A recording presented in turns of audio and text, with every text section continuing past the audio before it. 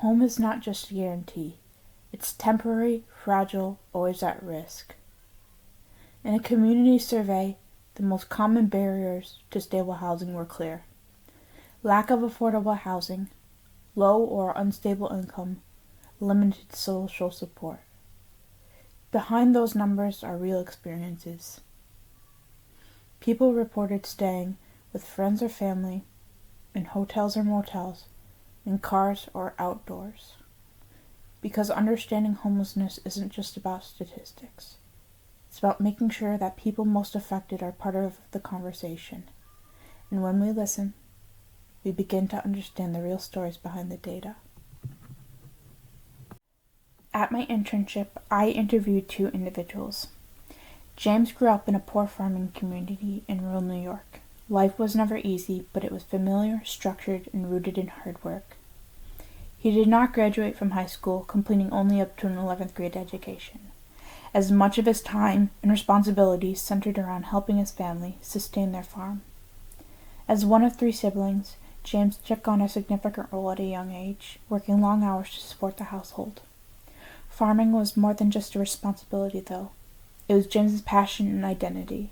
He found purpose in caring for animals. He often helped cows give birth, an experience he described as both challenging and rewarding. His family took pride in their work, regularly participating in local state fairs, where they showcased their cows, chickens, and goats. These events were moments of joy and community connection, offering a brief escape from the financial strain they constantly faced. Despite the hardships, James had stability, until one devastating night, everything changed. Late one night, a fire broke out in a home that James shared with his family. A 911 call was placed around 11:40 p.m., reporting the house was engulfed in flames and that one of the residents was still inside. Emergency responders arrived quickly, but the fire had already consumed much of the structure, causing parts of the home to collapse. Inside the home was his younger sister, who tragically did not survive. James's 100-year-old father managed to escape but suffered severe third-degree burns. In a matter of hours, James lost not only a loved one, but also his home, his sense of security, and the life he had always known. The fire was later attributed to a space heater and unsafe living conditions. It left James with nothing. Displaced and overwhelmed, he faced homelessness for the first time in his life. With no clear direction and limited resources, he struggled to navigate what came next. The system and services in place were unfamiliar, and the emotional toll of the tragedy made it even harder to seek help. However, James's story did not end there. With the support of his local community, James was eventually able to access housing assistance. He was placed in a 61-unit apartment building that provided supportive services for seniors. Through this program, James gained not only a place to live, but also access to essential services. These services included home health aides, structured day program, social activities, and nutritional counseling, resources that helped James begin to rebuild his life. For the first time since the fire, he experienced a sense of stability. James' journey highlighted the fragile line between stability and homelessness, especially for individuals living in poverty and unsafe housing conditions. His experience underscores the importance of community response, accessible services, and supportive housing programs in helping individuals recover from crisis.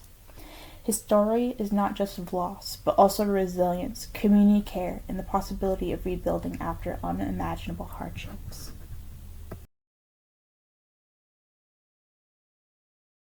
Penelope was 11 years old the first time she lost her home. It didn't happen all at once. It never does.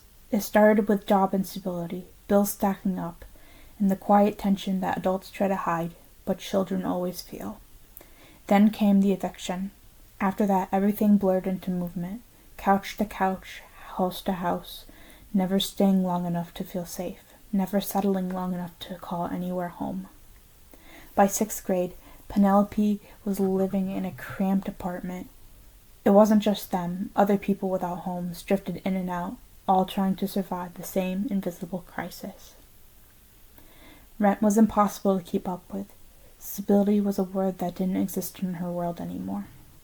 Then her grandmother died. There was no time to grieve, no space for it.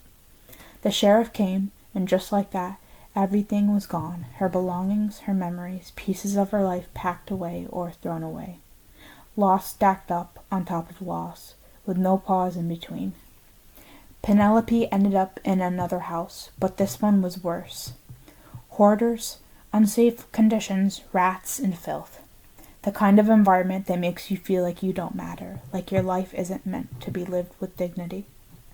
For 2 years, she didn't have a home. Motels paid by vouchers began temporary shelters. Sometimes family took her in, sometimes there was nowhere to go. Eventually, they landed in a one-bedroom apartment, but even then she slept on the couch. Privacy, comfort, and stability was still out of reach. Her mother got sick. The apartment fell into chaos, bedbugs, clutter, and overwhelming filth. Hospitals became a regular part of her life. Fear became constant. Penelope carried responsibilities no child should ever have to bear, caring for her nephew while trying to survive her own reality. There was neglect of home, of basic needs, of her life. Even her hair went uncared for, a small but painful symbol of everything slipping through the cracks. And still she tried. Penelope tried to work, tried to hold things together, but while her mother was in the hospital, another eviction notice came. Another reminder that no matter how hard she pushed, stability kept slipping. And yet, Penelope graduated from high school, high honors. She even got her permit. She achieved things people didn't expect from someone with her story. But even then, she didn't feel like she had to overcome anything. Survival doesn't always feel like victory when you're carrying everything with you. Penelope found small escapes where she could. Crafts, reading, animals, little pieces of peace in a life that rarely offered any. Penelope's story isn't just about homelessness. It's about what it means to grow up too fast, to carry grief you never had time to process, to survive environments that break people down, and still, somehow, she keeps going. These stories are not isolated. They reflect a broader system of barriers, inequities, and gaps in support that contribute to homelessness. They also reveal something else: the power of community advocacy, empowerment, and social work intervention. Change begins with understanding, but it does not end there. It continues through action, challenging policies, improving institutional responses, expanding access to affordable housing and mental health services, and advocating for systems that prioritize dignity, equity, and human rights. Macro social work reminds us that ending homelessness is not only about helping individuals survive, it is about transforming the social conditions that place people at risk in the first place, while empowering communities to create a lasting change together.